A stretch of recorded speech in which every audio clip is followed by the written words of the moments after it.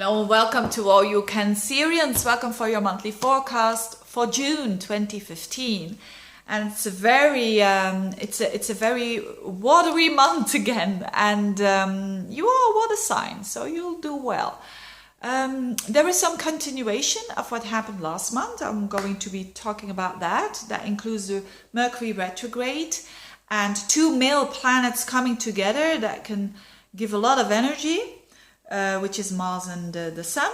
And the last thing, and I'm going to start with this, is a very positive thing. It's Venus and Jupiter that are going to aspect each other, and also Uranus.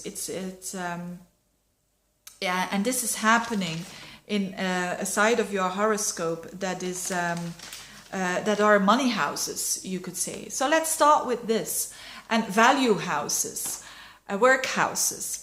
So, first of all, let me explain the aspect. Venus is not only love. Venus is also what you want, what you don't want. It's a very kind of choice-making energy. And it's about what you like and don't like. It's about your values, what you think is important in life and what isn't.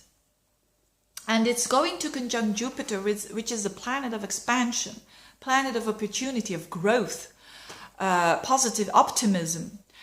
And it's also going to aspect the planet of Uranus, which is the planet of liberty, the planet of liberating yourself, the planet of sudden, unexpected events. So this is all very gentle, not gentle, very exciting energy. And this exciting energy is positive for all of us. And for you, it happens in the second house of your horoscope and the 10th house. And what are these houses?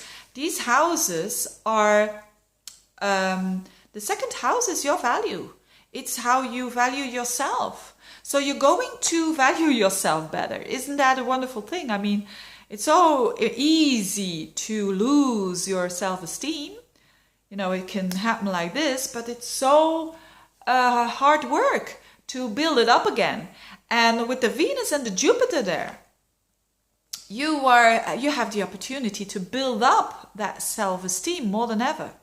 And because the second house is not only a financial house, so for some of you it will mean attracting more money because of work, because Uranus there is in the 10th house, and it can be unexpectedly, maybe there is an offer, or maybe there is I don't know, something happens that you gain more income, you gain more, or you're getting a compliment. But it's not just a compliment, it's something that you value very much, because it's Venus and Jupiter, so it makes it all bigger. And the other thing is that although it comes unexpectedly, and especially around the end of the month, this energy is very strong at the end of the month, but it has a long-term influence, you could say, because our consequences. So it can also mean that you get a present from your boss, maybe a promotion even, or a commission. So something that is all of a sudden, but has a very good impact on your second house. This is good, isn't it? It can also be simply a present, but a present that you like very, very, very much, and that you think is very beautiful. So maybe a ring or whatever. A ring from your boss? No. Or maybe, could be. Why not? You know, if you both think that's the best thing. And, you know, the Venus and the Uranus together, including the 10th house, could be a relationship at work as well. So that could be exciting. And whatever it is, it's something of value. And it's something that is going to last a couple of months longer, because Venus is next month going retrograde also in that second house, which means you're standing still around that. So, but whatever it is, this is certainly not something to be afraid of. On the contrary. Now, a last thing that I want to say about this is that the asteroid Juno is involved as well, and that means commitment. So it can also mean, because of the commitment there, the Juno also transiting that second house, it can also mean that you are going to work more on your talents. Maybe a talent that you have, but maybe a language or something, and you're going to make some effort to improve that talent in order for you maybe to do something with work, with that new language, whatever, and so on and so on. So what else is going on? So this is the positive thing. Then there is something else going on more on the background. So it's not so in front of your nose, because it's again a continuation I already explained last month, which is happening in your 12th house. And the 12th house is a very hidden house. It's an unconscious house. It's the house, last month I think I explained of the blind spots. So you are really encountering yourself in a deeper way. And that is good. You know, knowing yourself, I think, is also is a good thing, because that improves your choices.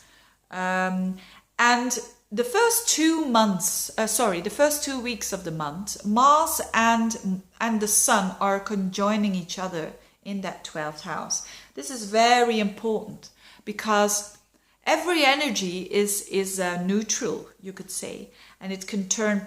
We see it in a dual way, positive and the negative. And I'll explain the negative and the positive, because the negative energy here is frustration, is self-destruction, is all. You don't want that. It's like you're your own worst enemy, you could say. You're putting yourself down. I don't think this is going to be the case, because there's such a good energy in your second house of self-worth. So I hope you can use this in a positive way, which is courage, which is actually having the courage, which is the Sun and Mars together, the courage to dare to look in the mirror and to look at some sides of you that you have been putting under the carpet.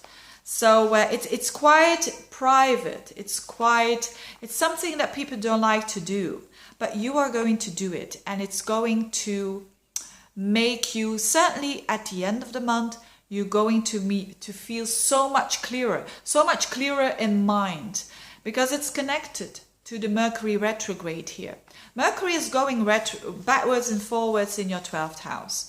And that's feeling a bit lost, actually, and especially on a mental level, not really knowing, am I doing the right thing? Is this good? Is this bad? So you're a bit confused. But, and certainly with the Mercury in a square to Neptune.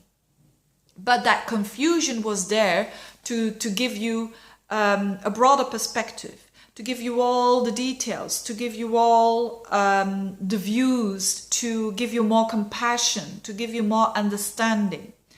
And you're going to have more forgiveness for yourself as well, for your weaker sides, to forgive yourself for your weaker sides. I think that's a very important thing for you Cancerians. And you already understand other people quite well. But understanding yourself on that deep level and forgiving yourself, I think that's a bit of a theme last month, but certainly still this month as well. There is a new moon.